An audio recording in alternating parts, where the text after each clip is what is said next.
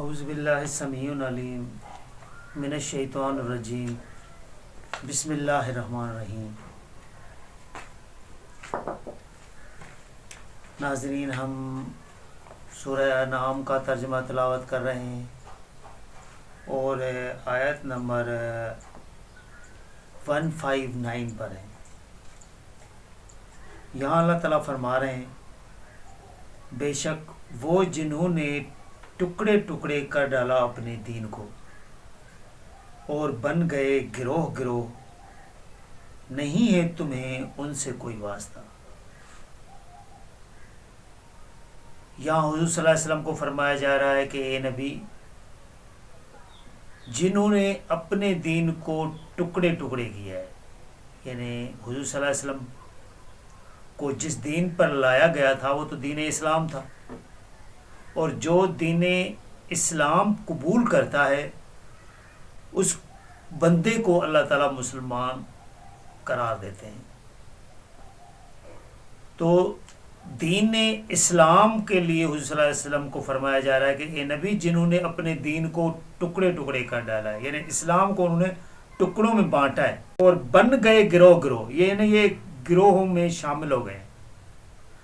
کوئی دیوبندی ہو گیا، تو کوئی بریلوی ہو گیا، تو کوئی شیعہ ہو گیا، تو کوئی سنی ہو گیا، کیونکہ انہوں نے دین اسلام کو کاٹ کر ٹکڑے بنا لیے اور ٹکڑوں میں سے پھر ایک گروہ گروہ بن گئے۔ ٹکڑے کر کے انہوں نے گروہ گروہ اپنے آپ کو بنا لیا ہے۔ انہی کے لیے حضور صلی اللہ علیہ وسلم کو بتایا جا رہا ہے کہ اے نبی، تمہیں ان سے کوئی واسطہ یہ نہیں ہے، یعنی تمہارا ان سے کوئی واسطہ ہی نہیں ہے۔ قرآن یہی بتا رہا ہے کہ جس نے ٹکڑے کیا اسلام کو، اس نے ٹکڑوں میں تبدیل کر کے اور کسی ٹکڑے میں کو پکڑ لیا ہے، گروہ کو پکڑ لیا ہے، تو اللہ تعالیٰ نبی کو بتا رہے ہیں کہ ان سے تیرا کوئی واسطہ ہی نہیں ہے۔ اس کے لیے آپ سمجھ رہے ہو کہ قیامت کے دن ہمارے لیے وہ شفاعت کا ذریعہ بنیں گے، اس کے لیے تو بولا جا رہا ہے کہ آپ کا ان سے واسطہ ہے ہی نہیں۔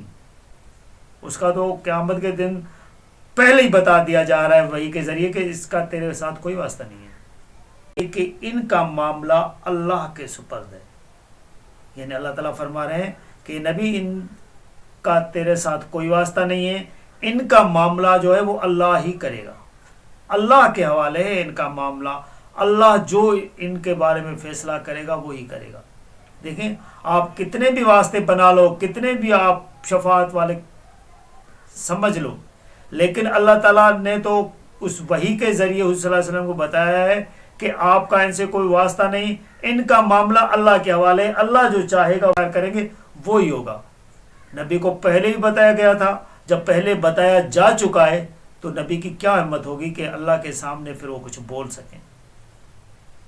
پھر آگے اللہ تعالیٰ فرما رہے ہیں، پھر وہی ان کو بتائے گا کہ وہ کیا کرتے رہے، یعنی ان لوگوں کو پھر اللہ ہی بتائے گا کہ آپ لوگوں نے زندگی میں کیا کیا کیا ہوا تھا۔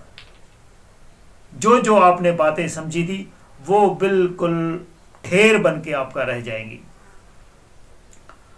آگے اللہ تعالیٰ فرما رہے ہیں، جو کوئی لائے گا اللہ کے حضور ایک نیکی تو اس کے لیے ہے 10 گنا اجر اس نیکی جیسا، یعنی جو نیکی آپ نے اللہ کی راہ میں کی ہوگی، اللہ کو سب کچھ مان کر کی ہوگی، مشرک بن گئے نہیں، تو اللہ تعالیٰ فرما رہے ہیں کہ اس جیسی نیکی کا میں نے آپ کو 10 گنا بڑھا کے حساب دینا ہے۔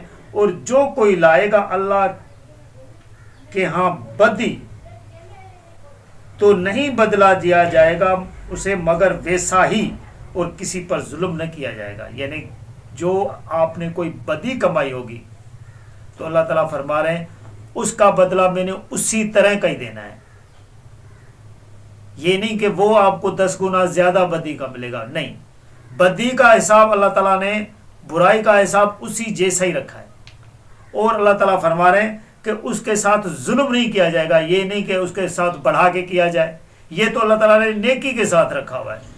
بدی کے ساتھ ہے کہ جتنی بدی کی ہوگی اتنا ہی بدلہ آپ کی۔ اللہ تعالیٰ 161 نمبر آیت میں فرما رہے ہیں، کہہ دو بے شک ہدایت دی ہے مجھے میرے رب نے سیدھی راہ کی۔ یعنی حضور صلی اللہ علیہ وسلم کو فرمایا جا رہا ہے کہ بتا دو ان کو کہ اللہ تعالیٰ نے مجھے سیدھی راہ کی ہدایت دی ہے. دیکھیں یہ سیدھی راہ ہے کہ سیدھا اللہ کو پکارنا ہے, یہ سیدھی راہ ہے. یہ جو سفارشوں والا ٹریڈ ہے کہ ہم نے کسی اور کو بولنا ہے, پھر وہ کسی اور کو بولے گا, پھر وہ کسی اور کو بولے گا, اسی طرح اللہ تعالیٰ تک وہ بات پہنچے گی, یہ کام نہیں ہے.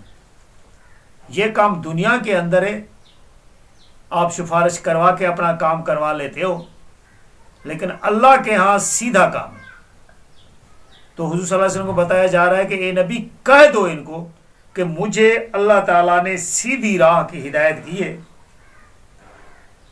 پھر اسی آیت کے اندر آگے فرمایا جا رہا ہے جو بالکل ٹھیک دین ہے, یعنی جو دین ہے وہ بالکل ٹھیک ہے. پھر اس کا آگے بھی فرمایا جا رہا ہے کہ یعنی ابراہیم کے رستے کی یہ ملت, رستہ وہ کون سی ملت ہے؟ ابراہیم کی. کیونکہ حضور صلی اللہ علیہ وسلم جہاں پیدا ہوئے تھے وہ مشرک تو تھے, لیکن ان کو پتا تھا کہ جو بڑا تھا وہ ابراہیم تھا.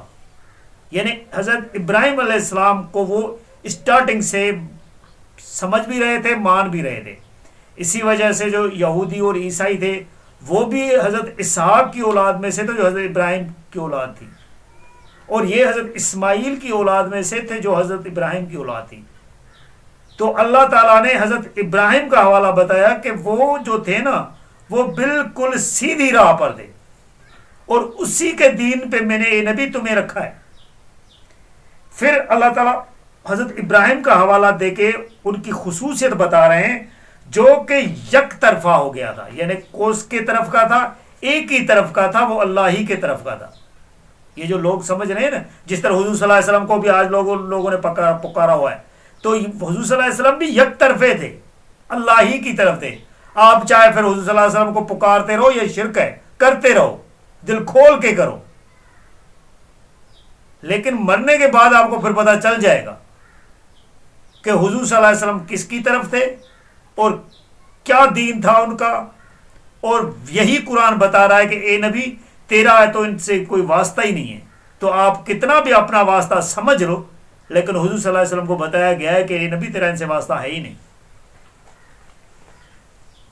آپ کو پھر حضور صلی اللہ علیہ وسلم خود بتائیں گے قیامت کے دن, تو آپ نے قرآن نہیں پڑھا تھا. اگر آپ نے قرآن پڑھا ہوتا تو آپ کو تو پتہ چل چکا ہوتا کہ بھائی اللہ تعالیٰ نے مجھ پہ کیا وہی کہہ کے بتایا ہوا ہے. تو آپ تو وہیں پھر مایوس ہو کے رہ جائیں گے. جنہوں نے یہ سارے سبز اور کالے جھنڈے لگائے ہوئے ہیں نا, ان لوگوں کو پتہ پھر وہیں چل جانا ہے. پھر آگے اللہ تعالیٰ فرما رہے ہیں اور نہ تھا مشرکوں میں سے, یعنی جو اس طرح کے کام کر رہا ہے اللہ تعالیٰ دیکھیں وہ ان کے لیے کیا بتا رہے ہیں کہ وہ مشرک ہیں, کیونکہ وہ حضرت ابراہیم کے لیے اللہ تعالیٰ بتا رہے ہیں کہ وہ مشرکوں میں نہ تھا, وسیلے والوں میں سے نہیں تھا, وہ سیدھی راہ پہ تھا, سیدھا اس کا منہ اللہ تعالیٰ کی طرف تھا, اور یک طرفہ اللہ تعالیٰ کو پکارتا تھا. اور جو یک طرفہ نہیں پکارتے اللہ کو وہ مشرکوں کی لسٹ میں شامل ہیں. اسی لیے اللہ تعالیٰ کو خالص دین چاہیے, خلوص دل والا, جو یک طرفہ ہو. پھر آگے اللہ تعالیٰ فرما رہے ہیں 161 نمبر آیت میں, کہہ دو بے شک میری نماز, میری قربانی, میری زندگی اور میری موت سب اللہ کے لیے ہے جو سارے جہان کا پالنے والا ہے. یعنی دیکھیں یہاں اللہ تعالیٰ نے عبادت کے جو ارکان ہیں ایک ایک کر کے بتائے. یہ مت سمجھے کہ نماز ایک عبادت ہے, عبادت کا رکن ہے. عبادت جو ہے وہ اس کا اگر عبادت عربی لفظ ہے, اسی کو اگر ہم اردو میں سمجھ لیں تو اس طرح سمجھو کہ وہ غلامی ہے, اور غلامی وہ بھی 24 گھنٹے والی,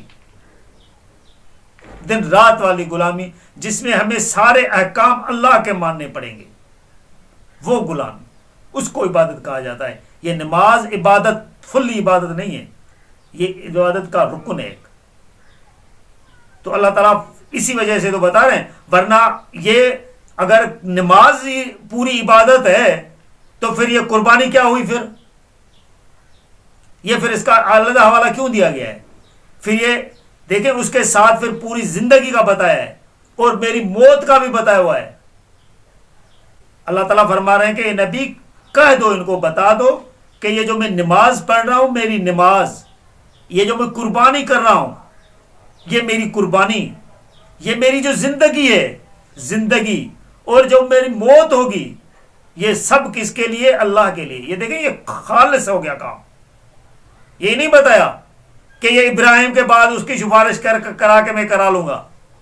اگر یہ سفارشی کا کام ہوتا تو وہ تو اللہ تعالیٰ بتا دے کہ ابراہیم کو پکار، وہ مجھے بتائے گا، تو ڈائریکٹ میرے پاس آ ہی نہیں۔ یہ کام ہے ہی نہیں، اللہ تعالیٰ نے یہ سسٹم ہی نہیں رکھا ہوا ہے، کیونکہ اللہ تعالیٰ کی ذات جو ہے وہ ہر جگہ پر ہے، ہر بندے کو وہ دیکھ رہی ہوتی ہے، ہر بندے کے اس کے کام کا پتہ ہوتا ہے۔ اللہ تعالیٰ کی ذات کو اپنے جیسا نہ سمجھیں کہ اس کو ایک ریفرنس کی ضرورت پڑے گی، کوئی آ کے بتائے گا پھر اس کو پتا چلے گا، ایسے نہیں ہے۔ تو اللہ تعالیٰ بتا رہے ہیں کہ ان کو بتا دو کہ میری نماز، میری قربانی، میری زندگی، میری موت سب اللہ کے لیے ہے، اور جو سارے جہانوں کا پالنے والا ہے۔ پھر آگے اللہ تعالیٰ فرما رہے ہیں 163 نمبر آیت پر، نہیں ہے کوئی شریک اس کا، اور اسی کا حکم دیا گیا ہے مجھے، اور میں سب سے پہلے مسلمانوں میں سے ہوں۔ یعنی اللہ تعالیٰ فرما رہے ہیں صلی اللہ علیہ وسلم کو کہ ان کو بتا دو کہ اس کا کوئی شریک نہیں ہے، کہ جس طرح آپ نے شراکت بنائی ہوئی ہے کہ اس طرح کڑیاں باندھ کے اللہ تعالیٰ کے پاس بات پہنچے گی، ایسے بات نہیں پہنچتی۔ اور اللہ تعالیٰ صلی اللہ علیہ وسلم فرما رہے ہیں کہ ان کو بتا دو کہ مجھے اسی بات کا حکم دیا گیا ہے کہ ایسے کرنا ہے، اور وہ جو ایسے کرے گا، اللہ تعالیٰ نے فرما رہے ہیں کہ وہ مسلمان ہیں، اور ان کو بتا دو کہ میں سب سے پہلا مسلمان ہوں۔ یعنی جو حضور صلی اللہ علیہ وسلم سے پہلے والے بھی تو مسلمان تھے، لیکن جس دور میں حضور صلی اللہ علیہ وسلم رہ رہے تھے اس میں شرک اس طرح عام ہو گیا تھا، اور اس دور کے لیے حساب سے اللہ تعالیٰ فرما رہے ہیں ان کو کہ ان کو بتا دو کہ میں یہ جو باتیں مان رہا ہوں، اس حساب سے ابھی کے دور میں سب سے پہلا مسلمان ہوں۔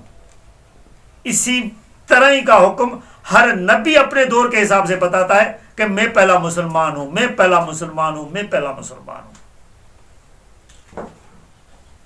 تو لہذا ناظرین، ہم اپنی یہ ویڈیو آیت نمبر 163 پر کنکلوڈ کر رہے ہیں، اور آگے سورہ انعام میں 164 نمبر آیت میں اللہ تعالیٰ کیا فرما رہے ہیں ہم آپ کو اگلی ویڈیو میں بتائیں گے۔ جزاک اللہ۔